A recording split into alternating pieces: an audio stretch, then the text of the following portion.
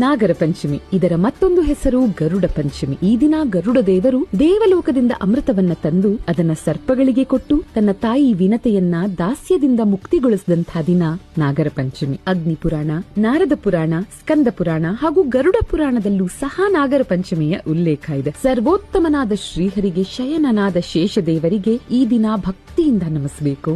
ಈ ದಿನ ಬೆಳಗ್ಗೆನೆ ಅಶ್ವತ್ಥ ಕಟ್ಟೆಯಲ್ಲಿರೋ ನಾಗರ ಕಲ್ಲಿಗೆ ಇಲ್ಲವೇ ಹುತ್ತಕ್ಕೆ ಹಸಿ ಹಾಲು, ತುಪ್ಪ ಜೊತೆಗೆ ಅಕ್ಕಿ ಹಿಟ್ಟು ಮತ್ತು ಅರಳಿನಿಂದ ತನಿ ಎರಿಯೋದು ಪದ್ಧತಿ. ಸೋದರಿಯರು ಸಹೋದರರ ಹೊಟ್ಟೆ ಹಾಗೂ ಬೆನ್ನು ತಣ್ಣಗಿರ್ಲಿ ಅಂತ ಹೊಕ್ಕಳಿಗೂ ಬೆನ್ನಿಗೂ ಹಾಲನ್ನ ಹಚ್ಚಿ ತನ್ನ ತವರು ಮನೆಗೆ ಒಳ್ಳೆಯದಾಗ್ಲಿ ಅಂತ ಹಾರೈಸ್ತಾರೆ. ಈ ಸಂಪ್ರದಾಯದ ಹಿಂದಿನ ನಂಬಿಕೆ ಹೀಗಿದೆ: ಸರ್ಪಾಕಾರದಲ್ಲಿರುವ ಬೆನ್ನಿನ ಹುರಿ ಅಂದ್ರೆ ಸ್ಪೈನಲ್ ಕಾರ್ಡ್, ಇದಕ್ಕೆ ಹಾಲನ್ನ ಹಚ್ಚಿ ತೊಳೆಯೋದ್ರಿಂದ ಸರ್ಪಗಳು ಸಂತುಷ್ಟರಾಗಿ ಅನುಗ್ರಹ ಮಾಡುತ್ತವೆ ಅನ್ನೋದು ನಂಬಿಕೆ. ಹೀಗೆ ಸಹೋದರಿಯರಿಂದ ಬೆನ್ನು ತೊಳಸ್ಕೊಂಡಂತಹ ಸಹೋದರರು ಸಹೋದರಿಯರಿಗೆ ಉಡುಗೊರೆ ಕೊಡುತ್ತಾರೆ.